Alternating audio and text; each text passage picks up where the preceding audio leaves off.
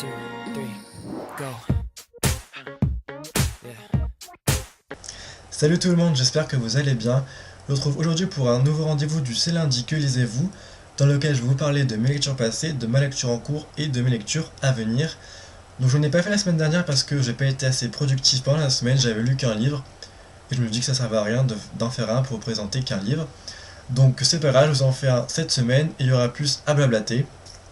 Donc j'ai lu 4 livres en 2 semaines, donc très bonne semaine, enfin bonne moyenne pour moi, ça fait 2 livres par semaine donc ce serait bien. Et je dois dire que la couleur de 2 semaines est le bleu, vous allez voir tout de suite pourquoi.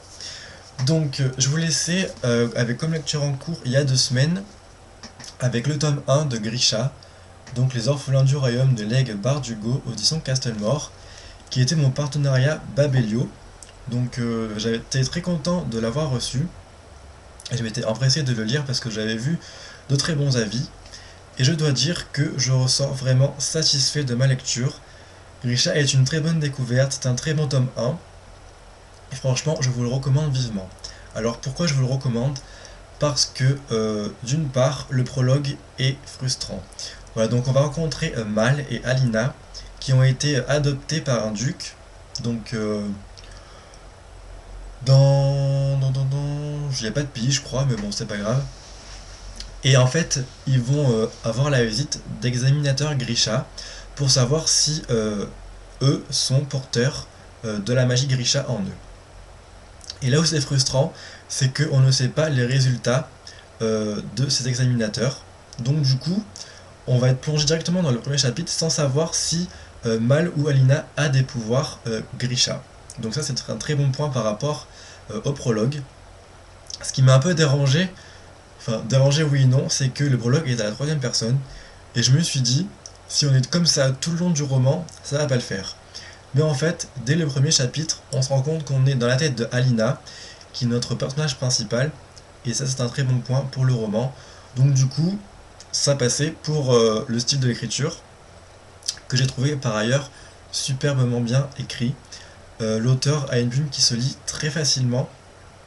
Quand je lis ce roman, je ne voyais pas les heures défiler, c'était impressionnant. Et c'est pas écrit tellement gros, comme vous pouvez le voir, mais franchement, ça me dérange pas du tout, ça se lit très très vite. Après, en ce qui concerne l'univers de la Grisha et l'univers magique, j'ai adoré. Au début, on a un petit récapitulatif des différents... Comment je pourrais vous dire ça?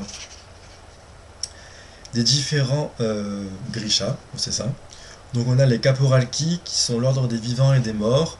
On a les Etherealki qui sont l'ordre des invocateurs. Et les Materialki qui sont l'ordre des fabricants.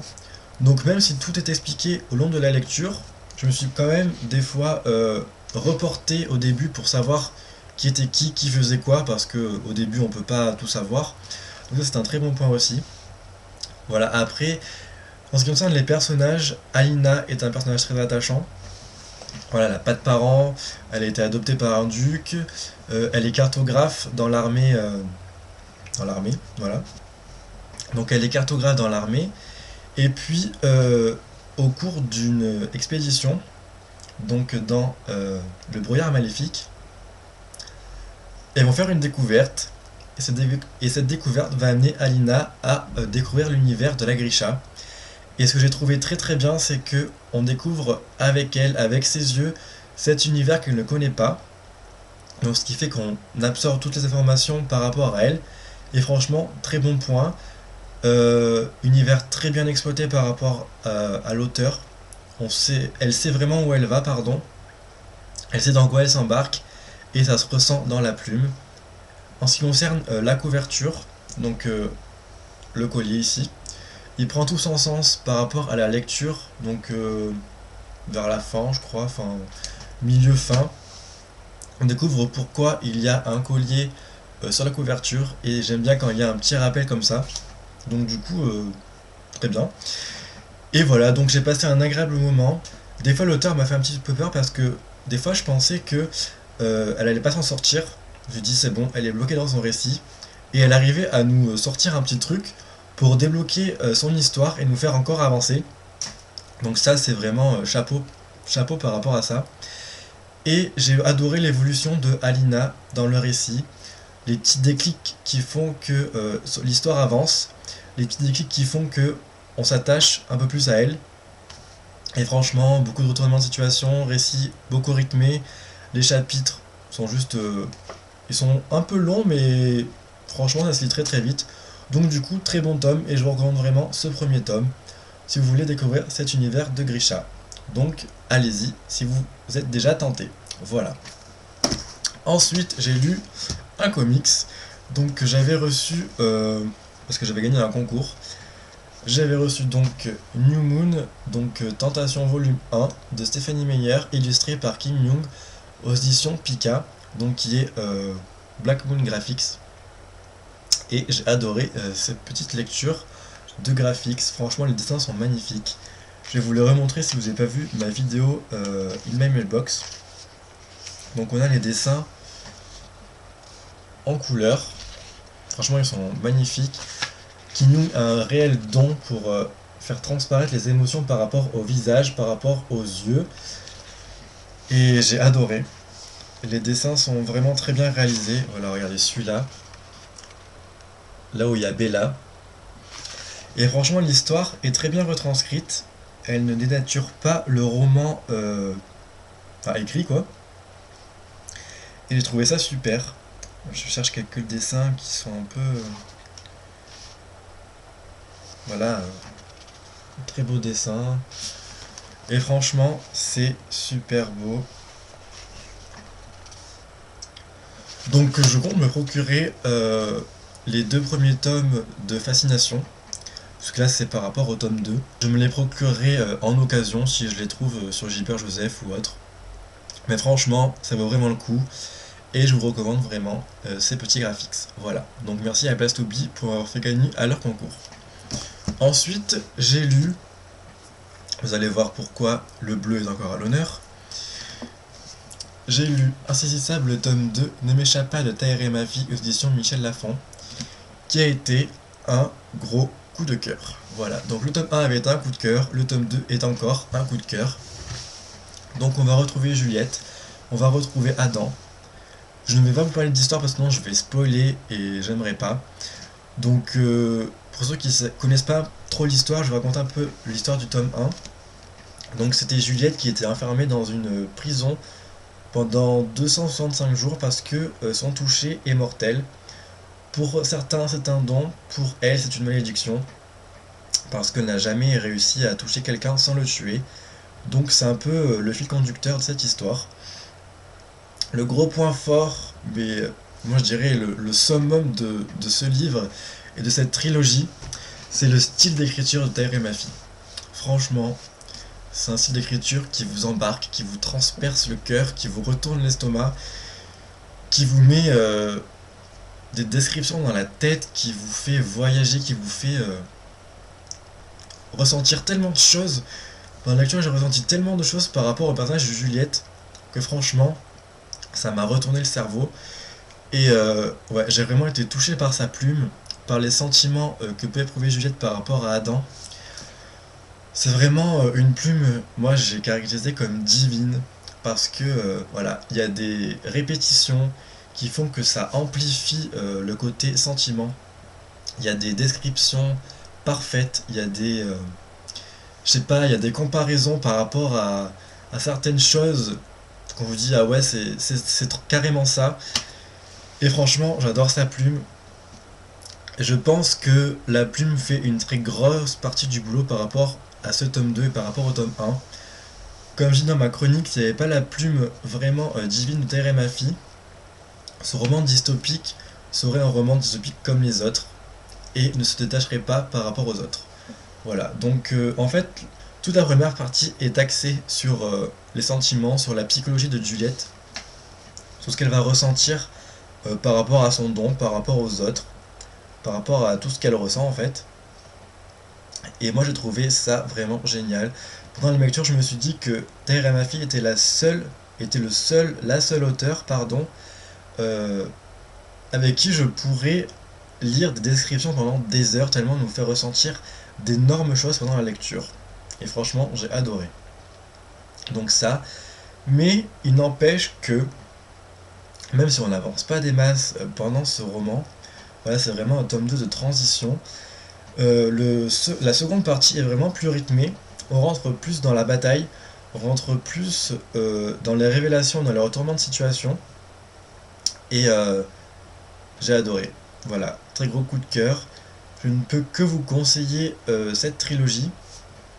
Franchement, j'ai adoré. Le personnage de Warner est vraiment très intriguant. Donc après ma lecture, j'ai parlé avec Simi de la chaîne YouTube Les Losers de Simi, qui avait également lu ce roman en même temps que moi. Donc en fait, elle m'a fait un petit peu son petit topo par rapport au personnage. Et je dois dire que j'ai été emballé par ce qu'elle m'a dit.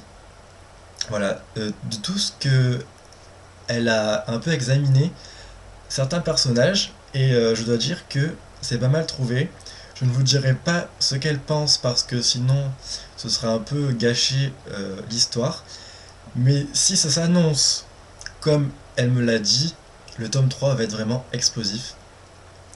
Parce que certains personnages, on découvre qu'ils ont certains trucs, et je ne dirai pas quoi, mais c'est vraiment d'enfer.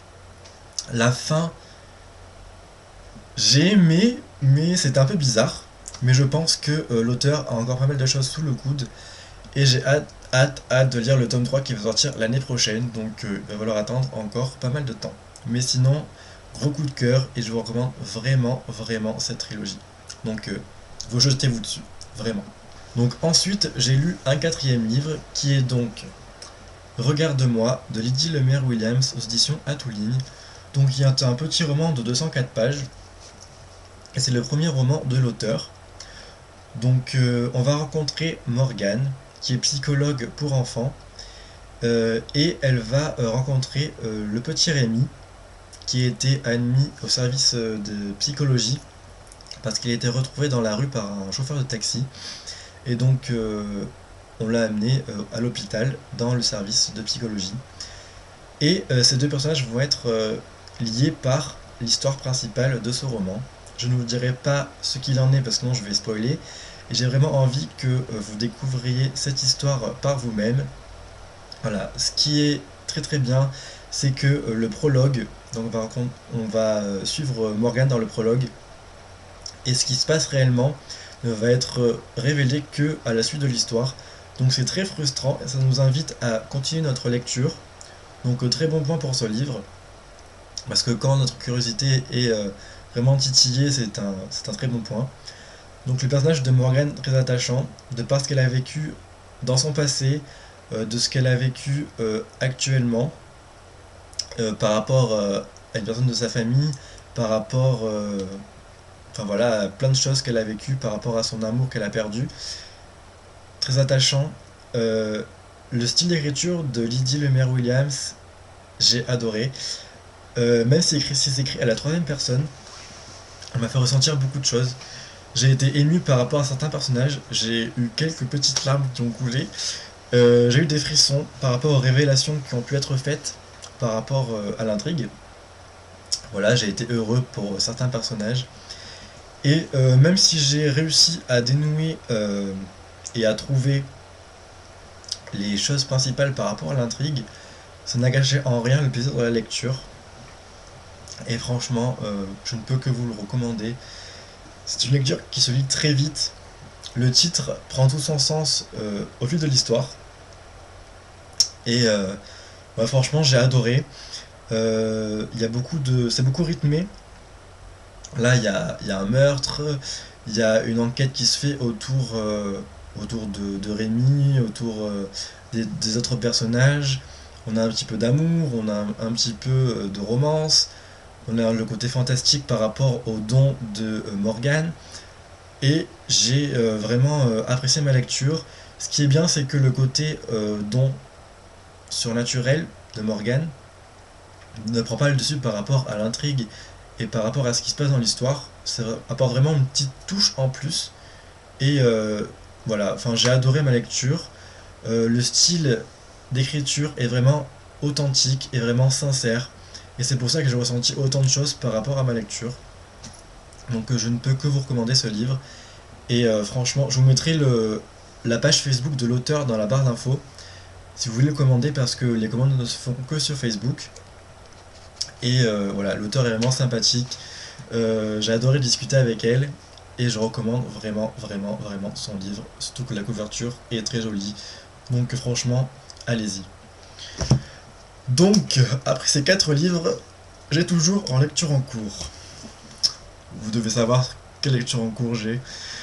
C'est toujours Les Aimes Vagabonds de Stéphanie Meyer, édition livre de poche. Mais genre, j'ai beaucoup avancé quand même. Il me reste juste ça à lire. Je suis à 77%. Voilà, donc j'aime bien ma lecture, même s'il y a quelques longueurs. Mais je vous en reparlerai plus la semaine prochaine, encore une fois. Je pense qu'il sera lu pour la semaine prochaine, donc je pourrai vraiment vous en parler de manière plus approfondie. Voilà. Et je me suis prévu des autres lectures. Franchement, en choisissant un livre avant les vidéos, je me suis dit, qu'est-ce que je vais pouvoir lire la semaine prochaine? Mais j'ai choisi quand même 2 livres qui me font terriblement envie. Donc le premier, c'est une trilogie que j'adore, que je ne cesse de vous conseiller, et j'avais tellement hâte de lire le tome 3 que je me suis dit, bon, je vais lire le 3e tome, comme ça la trilogie sera terminée et j'aurai fini une saga. Donc il s'agit de un petit peu de suspense. Protection rapprochée, le tome 3, Charisme fatal de Lisa Marie Rice aux éditions J'ai lu dans leur collection Passion intense. Donc c'est le tome 3 et dernier tome. On va rencontrer le dernier frère de cœur, donc qui est Mike. Franchement la couverture est magnifique et j'ai hâte de découvrir cette histoire. Donc voilà, je vous en reparlerai plus la semaine prochaine.